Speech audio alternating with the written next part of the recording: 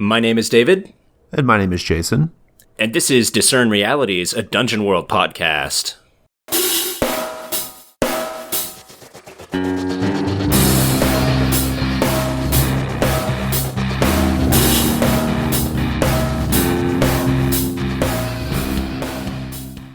Our first segment is What Happened Here Recently?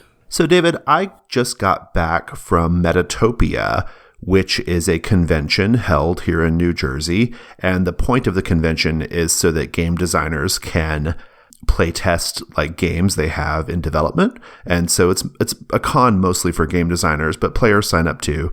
And you just go and you play in a bunch of games. You do the play tests. The designers, ask you for certain types of feedback on their game, and it's a good time. But what I want to talk about, I'm not going to go into PbtA. So a lot of the games that are in development right now, listeners, you'll be interested to know, are powered by the Apocalypse games. Many, many games in development based off my PbtA sample are powered by the Apocalypse games. And so that was mostly what I was playing in this weekend. And I noticed a couple of GMing behaviors that were pretty consistent across the board in all the games I played. And I just wanted to get your read on them, David.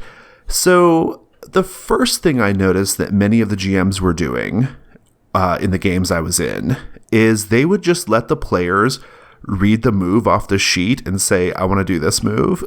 Right? Okay, I really feel like the rulebooks specifically call out not to do that. Yeah, I think so. Yeah, I think that was just bad GMing. I'm not sure, because it would, this wasn't the case in every game, but in many of the games, it would just be like, if the move was called, I don't know, assess the situation, the player would just say, I want to assess the situation. And then the GM would be like, okay, roll, okay. So, not requiring a fictional trigger, right? I thought that was weird. Maybe that's just a symptom of con play. You've got all these new games out there that people don't necessarily know how to roll with it. So they're kind of having a little more allowance for calling out the moves, even though you would generally avoid that. I don't know. Yeah, I was wondering the same thing. I was like, well, maybe this is just because, the GM is in almost all cases, they're the designer of the game too. And they're just they're focusing on other aspects of the game. They're not super focused on best practices for PbtA games, right? But I found it really odd because I would start in some cases, I would I'm so focused on just doing the fiction and then seeing if a move triggers. I would do my fiction. And then the GM would be like, so are you trying to do this? Are you trying to assess the situation? Or are you trying to, I'd be like, yes, that's what I'm trying to do. Right. So I thought that was odd. And that felt clearly like the wrong thing to do. So I wasn't too worried about that. But every GM I played with, every single one of them, they did a thing that I found really, really contra to how I play these games, which is they would not give the players control, narrative control over their hits. And I thought that was so weird. And I thought, am I doing it wrong? What do you mean? In combat or in general? Well, so their hits like a 7+ on the 2d6, right? I'd get a 7+ on a move, and I would go to start to describe say on a 10+ when I'm getting what I was trying to get, I would go to describe how I succeed, but the GMs wouldn't let me do it. They would describe everything that happened based off the die roll, right? So I was like, am I the only GM who doesn't do it that way? Because here's what I do. In my games, if the player gets a 10+ on their move, if they get any hit on their move, I mostly let them do the fiction, right? If they get a 10+, I just say, hey, awesome, you succeeded. Tell me what it looks like. Show me on screen what it looks like. And then the player just narrates what happens. If it's a mixed result, like a 7 to 9, I usually will say, if it's something that the GM has to decide something on, I'll usually just say the basics of what happens, but then have the player interpret it for me in the fiction, right? So I'll say, for example, if I'm playing Dungeon World, if I decide to say on a hack and slash on a 7 to 9, I'll say, okay, well the monster hits you and you hit the monster, so get all the damage sorted out, but now just tell me what it looks like, right? Kind of describe it all for me on screen. But these GMs weren't doing that. They were. If I got a 7 or higher, they just straight up told me what happened in the fiction, and we kept going. There was no, I didn't get any input, and I thought maybe I've been doing it wrong all these years. I don't know. I don't think that you're doing it wrong. I think that you can do either way, but as a player, I strongly prefer being given that license. As a GM, I like giving that license to the players because it takes some burden off of me and it makes them be awesome and I'm a fan of them. Yeah. I think, when I'm also like, I don't always like let the player decide, right? Like, because sometimes the circumstances are such that like only I truly can give the answer, on something like, like disarming a trap or whatever. Like if the character didn't have a fundamental understanding of what the trap was going to do, right? Like I'll usually like take over the fiction and describe how they, handle, how it went off or whatever, if they, how they successfully disarmed it and what that looks like or whatever. But even in those cases, I usually work with the player a little bit. I at least ask the player a little bit of like, well, how do you approach the problem? Like, like that kind of thing. I don't know. I didn't like it. Like I didn't like it. Like I had like really, because usually what the GMs were saying was not nearly as awesome as what I had in my mind for, for my 10 plus. So, anyway, it was just a little thing I observed, and I haven't since had time to go back and look at any of my PbtA books to see what the rules say about it. I suspect it's a mix. I suspect most books are going to say, sometimes let the players do it, but sometimes you do it. And that's basically what I do. But I almost always, I still like kind of on measure.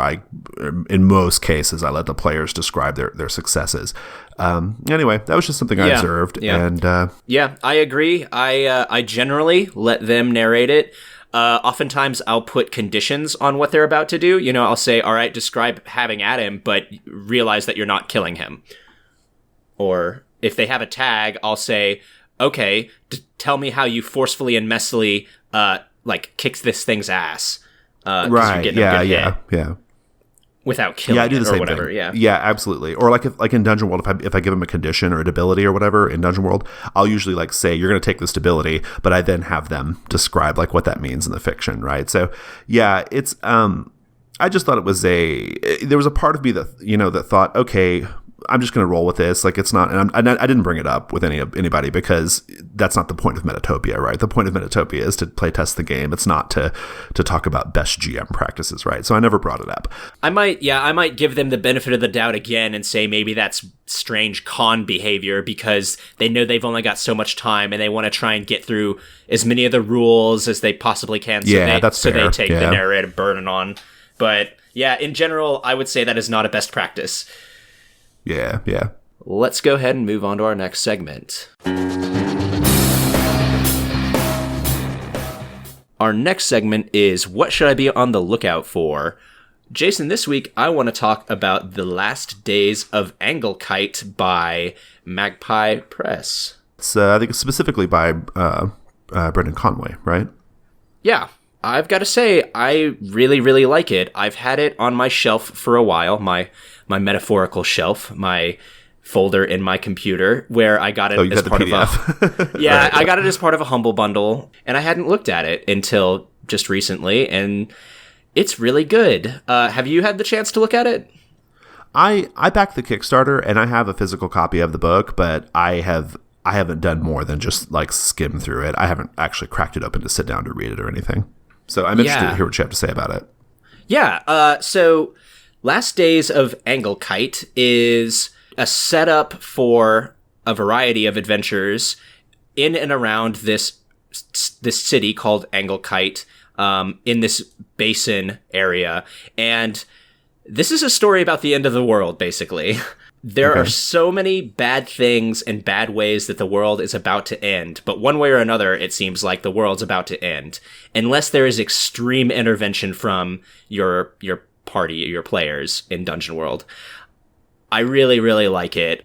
It's got this prophecy that's been foretold for generation after generation. It's even been hinted at that like this apocalyptic prophecy has like had a chance to unfold in previous times, but has been thwarted because it wasn't the time for the end of the world, but that time is now. Okay. Right. There's another worldly entity just called the Things from Beyond that's trying to rip into the fabric of this reality and destroy it. That's another potential destroyer of the worlds. There's a demonic city to the north that has cropped up, and everyone just kind of like, that's a part of daily life. There's an organized necropolic city to the east, where these scholarly undead are just kind of left to their own devices because they're not really hurting anyone, and that's just kind of how things are going nowadays. Good, yeah. Yeah, there's just all kinds of this, like, writing on the wall that this is the end. I think that it would be a lot of fun to play in that kind of setting. It's a different kind of Dungeon World setting than I'm used to, but it's really fleshed out nicely, importantly, with large gaps left so that you can interpret it how you like, and sure, yeah, and really explicit instructions that this is your game. You don't have to do everything that I've got in this book, but here's all these neat things that you could put in, all these toys, it says, that you can play with in your sandbox. It's got compendium classes, it's got magic items that are super relevant, and some of them are doing really big things because, hey, guess what? It doesn't matter because it's about to be the end of the world. So go ahead. Okay, right. Go ahead and take this rod that can cause, like, catastrophes on a global level. Go ahead and have a swing with that. It's great. Okay, cool. Yeah, I haven't read it yet. I think I snatched a magic item out of there once that I needed a magic item in a pinch, and I was kind of I was up against a brick, like, I was kind of running to a brick wall in terms of my creativity that day, and I pulled the book off the shelf and I flipped through it, and I was like, oh, okay, this will work. I like this. I don't know what the context of the magic item was. I just read the text and I was like, this is cool. I'll take this. I have not otherwise looked at it. Magpie, though, they are a really, really, like, they're a class act, right? Like, in terms of production values and stuff. They're one of the best companies out there doing, RPG stuff right now. And yeah, the book is great looking. There's a bunch of, like, if you're a part of the Kickstarter, there was a bunch of supplemental material that came with it, like little side settings and stuff like that. So I'm not sure what the availability of all that stuff is right now, because, like I said, I got it during Kickstarter and I haven't paid much attention to it since then. But yeah, I wouldn't mind cracking that open a little bit myself too and taking a look. I kind of run my own campaign world, so I probably wouldn't use like the whole campaign world, but I definitely I would mine it for like interesting elements to put into my game, right? Yeah, I mean, that's definitely an option here. Or you can do what I'm going to do, and I hope this is as exciting for listeners as it is for me. In January, I'm going to be kicking off a campaign run in the Last Days of Anglekite. Cool. And yeah, so we're going to be running that through the gauntlet. And if listeners are interested in joining, I really hope that you will sign up. I'll be putting the links up soon. But if you want to get a jump ahead and join at the $7 Patreon level, you'll get a week advance notice on that, so you can sign up. Yeah. Sign up There's early. a big demand for Dungeon World, so yeah, like if you are any Dungeon World game we put up there, pretty much any Dungeon World game we put up gets filled up pretty quickly. So at least the ones I run do. I don't pay as much attention to other people's, but mine fill up fast. I'm sure yours will too, though, David. No, that's really exciting. That's pretty cool. I know you'd mentioned kind of bringing having like a sort of parallel Dungeon World Wednesday group to mine. So that's pretty awesome. I think it's a great idea. Yeah. Importantly, like if you're playing in Jason's game, you probably don't want to bring your character over into my game because there's a real good chance that they'll be in the end of the world and die. Yeah, well, I think they probably can't by necessity. They probably can't be part of the same universe, right? But yeah, it would be some planes jumping if you're going to be in both of these places. So we'll figure out where where your listeners can pick up Last Days of Anglekite and put some links in the show notes. Oh yeah, you can get it on drive-thru, no problem. Okay, cool, awesome. Let's move on to our next segment. Our next segment is What Here Is Not What It Appears to Be. Okay, so recently on the Gauntlet Slack group, this conversation came up. We have lots and lots of conversations on the Gauntlet Slack group. And one of the things that came up is hit points and how we interpret hit points in the fiction. And, people got talking about different systems and how certain editions of Dungeons and Dragons treated hit points and how we're supposed to perceive hit point loss and being a full hit points and all that stuff. And, it got me thinking about Dungeon World and how I perceive hit points in the fiction. And I'm super curious to get your perspective on it, David. Like, before I dive into my spiel, I'd be curious, just how do you handle what hit point loss looks like on screen? Well, so it's very situationally dependent. Sometimes there's things that are out there in the universe of Dungeon World that they'll hurt you in ways that aren't physical, but it'll still be a hit point damage thing. So I guess in broad strokes, hit points for me are just how far away from dying you are, depending on if it's a mental disturbance or if it's a physical getting cut up or smashed or something like that. Yeah, I think that's pretty much where I'm at. My view on it, and this hasn't always been my view, but it's my view as of late. Like, hit points aren't necessarily a direct reflection of how physically hurt your character is. For example, if you're down to 1 hit point, in my mind, that doesn't mean that you are necessarily like it doesn't mean necessarily that's the case because, you know, you've mostly bled out or whatever, right? Like, or because, you know, your lungs are hanging out of your chest wound or whatever, right? Like, to me, that's not what being down to 1 hit point means. I view hit points more as an abstraction for how exhausted you are, or sort of like how much like will to live you have left, right? That's kind of how I view hit points. So that when you hit 0 hit points, it means you've kind of let your guard down long enough to receive a killing blow. Okay. That's kind of how I sort of interpret hit points. Now, it can mean, you know, it can mean for obvious reasons in obvious ways, it can mean like, you know, you've received a really bad wound and so you lose hit points and that's a reflection of that. But I'm never as interested in the like actual wound as I am like in how close are you in the middle of this fight to like fucking up and giving the monster or the enemy a chance to like stab you in the heart or cut your throat or whatever, right? Like, that's kind of how I view it. So it's, to me, it's more of a, like a, almost like a countdown, right? Like a countdown clock of like how close you are to receiving a killing blow. What do you think of that?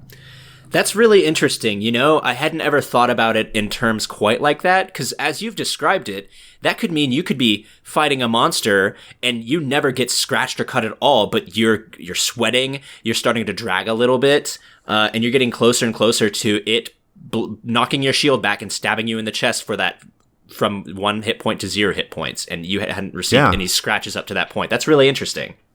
Yeah, I mean, I think it depends on how the fiction is going, right? But yeah, I mean, here's kind of my evidence for why I think this is the right way to think about it, at least for me, in Dungeon World, which is when you sleep for a few hours at Make Camp, you get half your max hit points back. Okay, well, if you had like a really grievous wound or a terrible wound, sleeping for a few hours would not make that better, right?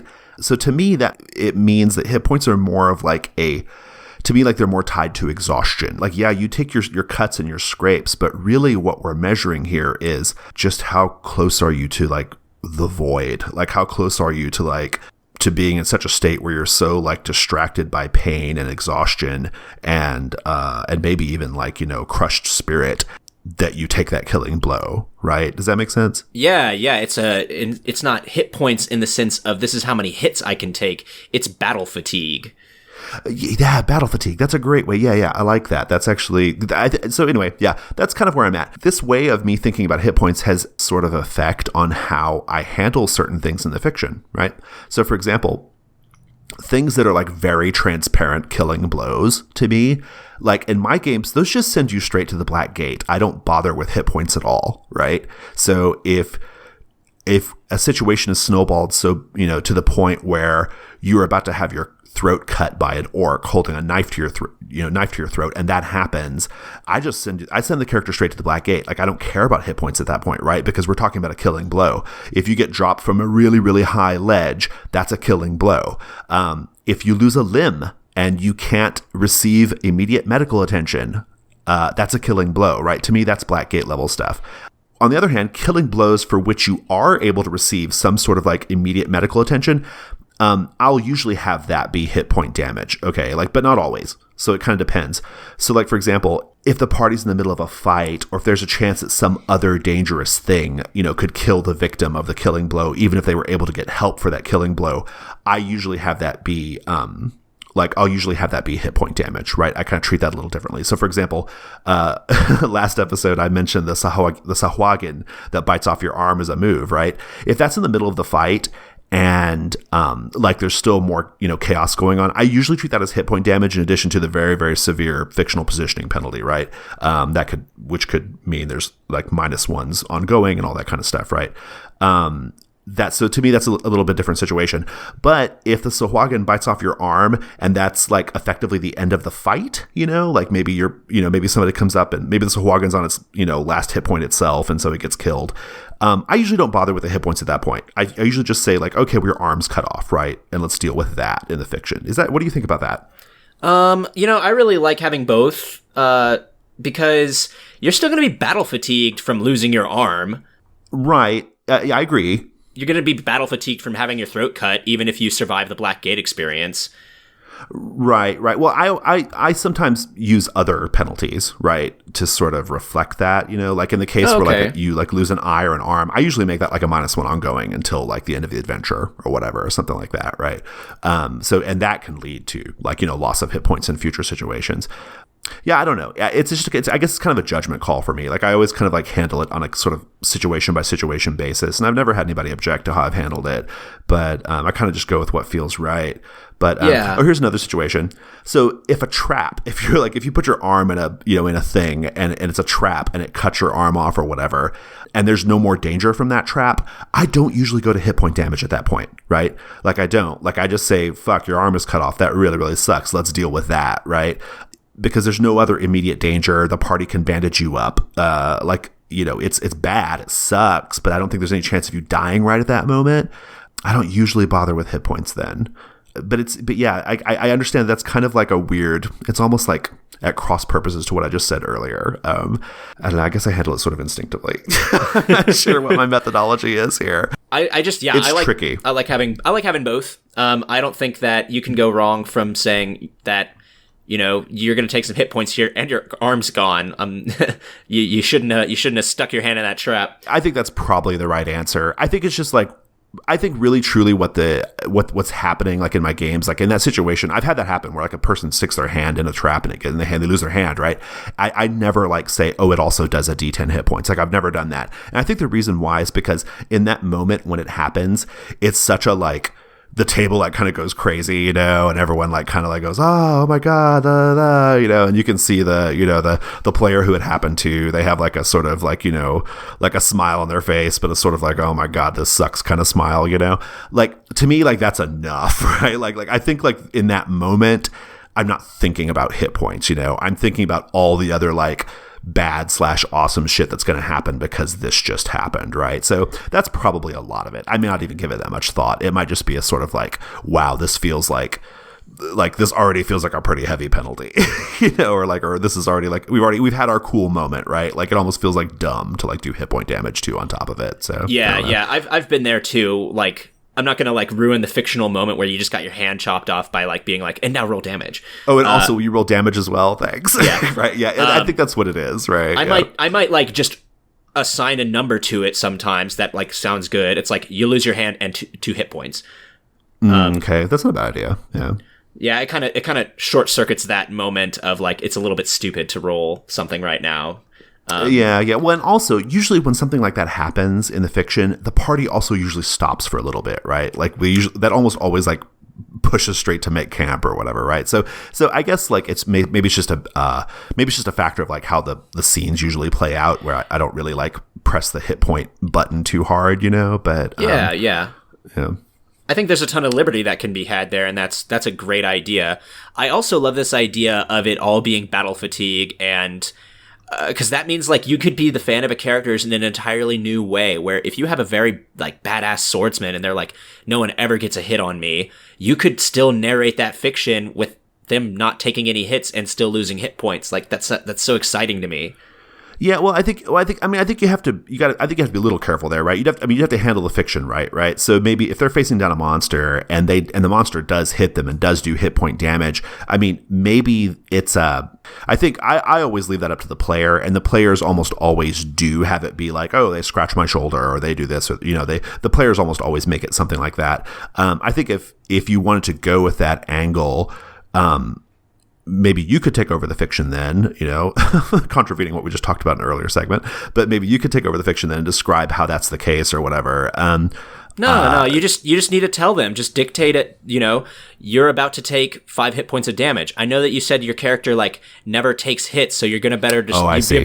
You better describe how exhausted he's getting from this fight and closer to making a mistake. No, I like that. Yeah, that's good. I think that's good. Yeah, that's a smart thing. I like that. Yeah, no, that's good. Because it kind of enriches the fiction a little bit, right? It's a different kind of character. Yeah. Yeah, it lets them be true to their character while also taking the penalty. So yeah, it's pretty cool. I was about to make a really bad pun. I'm not going to do that. Okay.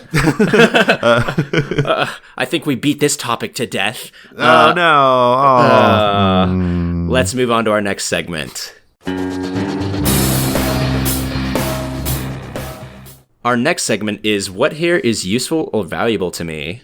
Okay, so we are starting a brand new contest. It is going to be a compendium class contest. We're big fans of compendium classes here on Discern Realities, and we want to see what you have, what your cool ideas are, listeners. So to participate in the contest, you can send us the text of your compendium class to gauntletpodcast@gmail.com, or if you wish, you can paste it into a comment on one of our G+ posts. Compendium classes, follow the procedures in the book, but basically what we're looking for is there should be some sort of like fictional circumstance or trigger that allows a character to take the compendium class. So describe that, give us a little bit of fiction for like what's the fictional thing that leads up to taking this compendium class. There should be a starting move. There should be like that key core starting move for the compendium class. There should be between 2 and 4 advanced moves that you can take after that starting move. And otherwise, the sky's the limit. I mean, we're looking for unique things. We're looking for evocative things. The more I personally like compendium classes that are very, very like specific, the ones like, for example, that are in the class warfare book, I find them to be very, very generic and not very satisfying. I love really specific, tied to specific gods or specific orders, that kind of thing. So that's what I personally like. The winner of the contest will get a $50 gift certificate to either Drive-Thru or Amazon, the winner's choice. It's a little bit higher than our normal contest prize because there's a little bit more work in a compendium class, right? So $50 for the winner. We're going to choose a winner and 2 runners-up who will be invited to come on to Discern Realities to discuss their compendium class. And because I think that'd be kind of cool. You don't have to. If you win and you don't want to do it, you don't have to come on the show. But we will make the offer. And because compendium classes are a little more involved and a little bit more work, the submissions are going to be due by January 15th, which is more than 2 months away as of the date of this recording. So you've got a nice long period of time to work on your compendium class. I think during the holidays is a really great time to do it because I don't know about you, David, but I have lots of moments during the holidays where I am sitting around with family that I don't really want to talk to at any given moment. And sneaking away and working on something like that would work really well for me. Yeah. Lots of plane rides and things like that too. Plane rides, traveling, So lots of chances to work on your compendium class. Any submissions we get before the submission date, if we like them, the ones that we like, we'll do on the show, like we've done with past contests. We'll read them off on the show. So yeah, that's kind of that's the contest. If you have any other questions, just hit us up on G+ or send us an email to gauntletpodcast@gmail.com, and we'll talk with you about it. If it's a compendium class you've made for like your own campaign previously, that's okay. The only thing we ask is it not be something that's published somewhere else. So don't send us your compendium class that you wrote for some Dungeon World supplement, 2 years ago, and now you're submitting it for the contest. Like, don't do that. So to kick off, we have a compendium class here as an example for you guys, and I think it's a pretty good one, actually. This is actually created by in combination by myself and our friend Dan. It's called Monkey Friend. So do you want to read the trigger and the first move for Monkey Friend, David? Yeah. All right, so Monkey Friend. When you befriend a monkey, you may take the following move when you level up. Monkey friends are the best friends. You and your monkey have a special bond. You can't talk to it per se, but it will always act as you wish it to. When you and your monkey work together, take +1 forward to any action where a distraction or an extra set of hands would be useful. You may then select the following as class moves. Okay, so here are the advanced moves. Ooh, shinies. When you let your monkey roam for a while in a civilized area and he returns, roll. On a 10+, your monkey gives you something interesting, or he gives you an interesting or valuable item. On a 7 to 9, the item is also dangerous or draws unwelcome attention to you. Alarm call. Your monkey is always looking out for you. It will scream at the first sign of danger, ensuring you are never surprised. When an enemy would get the drop on you, you get to react first instead. Dial M for monkey. Your monkey is exceptionally smart. It can follow complex orders and understand speech, though you are the only one who can understand what it says. When you consult your monkey while attempting to discern realities, you can ask one additional question, even on a miss. Awesome. If you want to participate in the contest, send your entries to gauntletpodcast@gmail.com, or you can paste them into one of our G+ posts. Let's move on to our next segment. It's time to spout lore about our sponsor, Scablands Press, and their game, The Indie Hack. So, first, something interesting. In The Indie Hack, your character's damage that you take is not governed by hit points. Instead, you can take up to 4 what are called damage details before your character falls in battle. So basically you can take 4 hits, and each of those hits has a little bit of has a little fictional tag associated with it. So for example, if I am doing battle with an owlbear, and that owlbear, the GM tells me the owlbear slashes me on the face, he might give me a damage detail of, bloody cheek wound or something like that, right? And I would also mark a little thing to indicate that I have 3 damage details left before I can fall.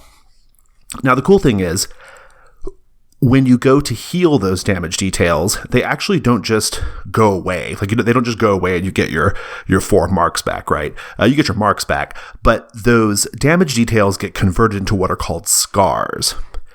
And the scars are also details that are essentially permanent and that you can use for advantage, or that the GM can tap for disadvantage in the future.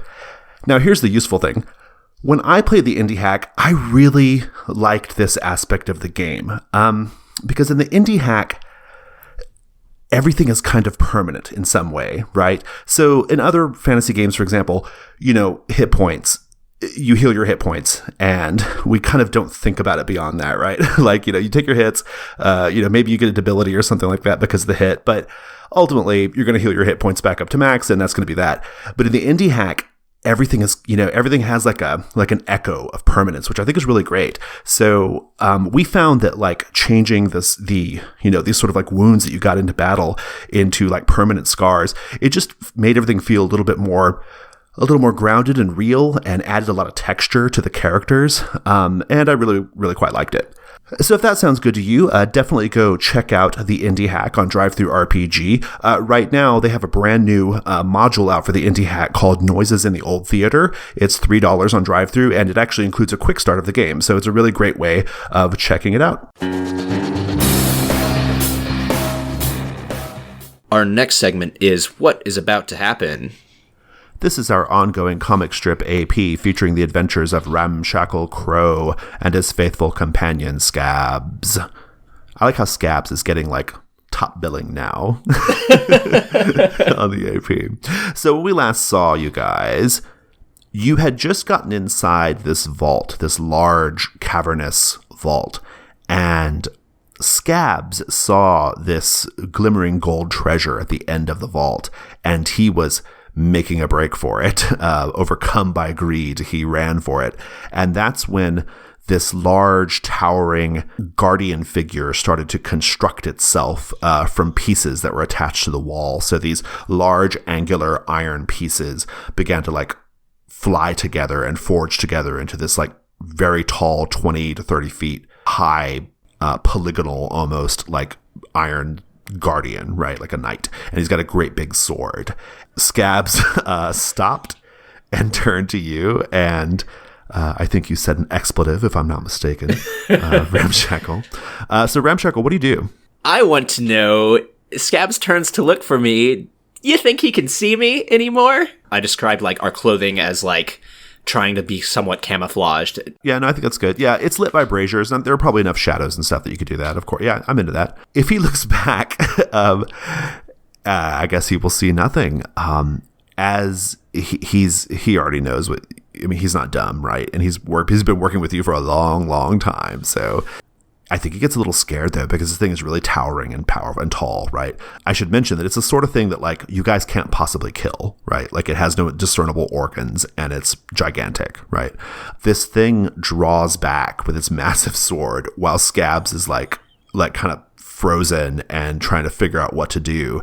And it just draws back, and it's getting ready to, like, make a wide arcing swipe that's going to catch Scabs, and that'll probably be the end of Scabs. What do you do? I'm going to grab onto Scab's near invisible line and try and yoink him back. Ooh, nice. Do defy danger with strength. All right. 9. Okay, I think you're going to be able to pull Scabs safely out of the way, but I think in doing so, you might, like, accidentally knock him out, like he hits his head or something, or maybe even injure him in some way. I'll let you decide. Just tell me how it looks. Yeah, so Scabs is standing there. He's terrified. He turns to look at me. He doesn't see me because I've pulled the whole vanishing act, like I always do. And he turns back and looks at the big thing that's about to come crashing down at him. And his skin starts roiling very, very quickly. And he's like, oh. And that's when, like, he just gets a tug from the back and he just face plants. It knocks him unconscious, but he gets dragged very hastily back as Ramshackle, like, emerges from underneath his camouflaged cloak and is just hauling ass on that rope, just pulling over hand. Nice. You probably have a few moments to sort of catch your bearings and figure out what to do next, because the thing is pretty big, and so it can't, like, really adjust on the fly super fast, right? You know, it wound up for this swing, and it did, and boy, that swing covered, like, you know, like a really wide, like 45 degrees of coverage in front of him, right? Like a big, huge swiping arc.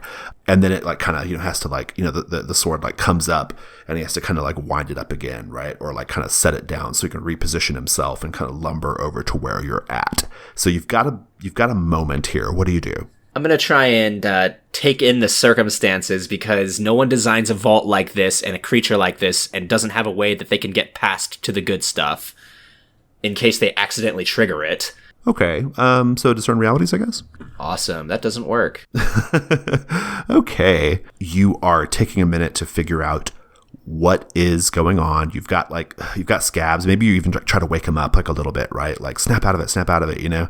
And you're quickly assessing, like, oh, is there a ledge? Is there a little nook? Is there anything, right? Is there anything I can do to avoid this? I will tell you, there is something you can do to avoid this. I'm going to give you your answer.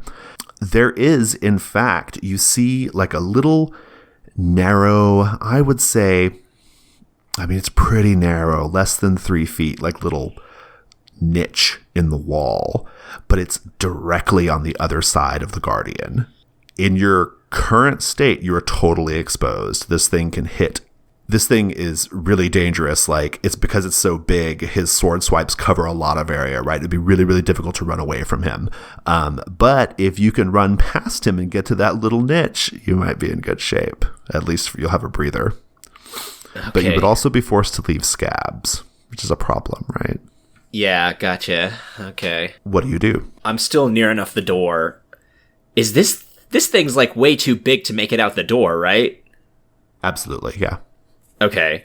Yeah, we're dragging Scabs, like, out the door and trying to get away from it and, like, reassess the situation. Give me a defy danger con to, like, sling him over your shoulder and to have the sort of, like, athleticism, the ability to sort of, like, huff your way over there quickly enough to get to the door before the thing can swing at you. All right, so we got an 8. I think you're going to make it out of the vault with Scabs, and as you're doing so, the Guardian is going to, like, come down, like, with a sort of, or I should say come up. He's going to do, like, kind of like a sort of, like, sweeping sort of uppercut kind of blow with his sword, right? And I think he's going to, like, I think he's going to just barely clip you a little bit, like, and the force of his blow will actually, like, propel you out of the room, but I think you're going to take some damage. Go ahead and, it'll be kind of a glancing blow, though, just like a d6 hit points, but go ahead and just give me the fiction on that.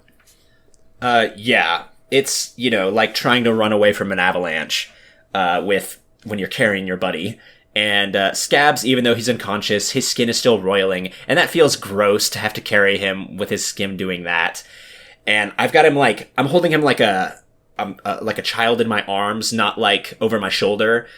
and his skin is all pulsing and mushy, and I'm just like, oh god, why does your skin have to do this, Scabs? And that's when you hear the, like, grating sound of that sword just coming right up behind me, and it kind of hits me on my ass and knocks me out the door. As you kind of like land hard and do a little, I'm sure you do like a little forward tumble out the door, right? And land in a heap with Scabs. Scabs wakes up.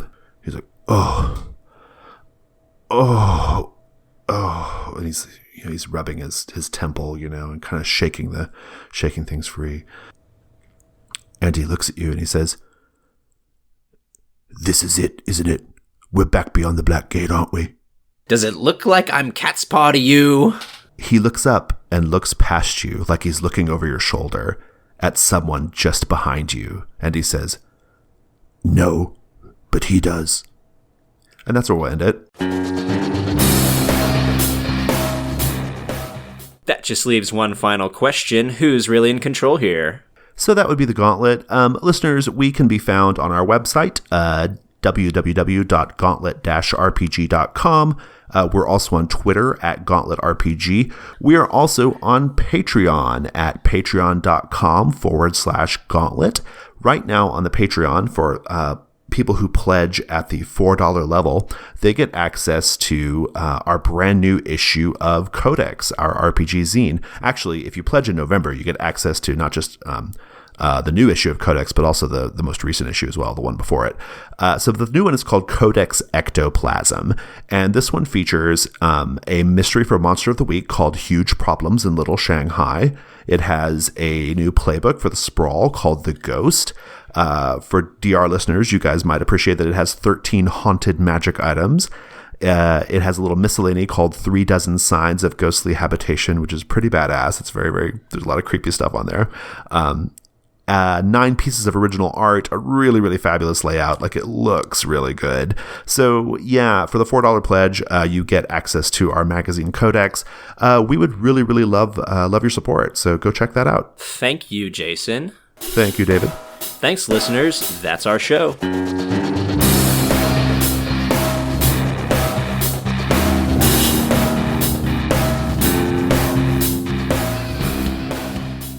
And finally, dial M for monkey. Your monkey is exceptionally smart. It can follow complex orders and understand speech, though you are the only one who can understand what it says. When you consult your monkey while attempting to discern reality... Oh, fuck, I forgot the rest of the move. Shit. All right, let's pull that up. Where's the rest of the goddamn move? It's a bad cut and paste job. I did not even see that until this moment. me too. All right, let's look up Monkey Friend.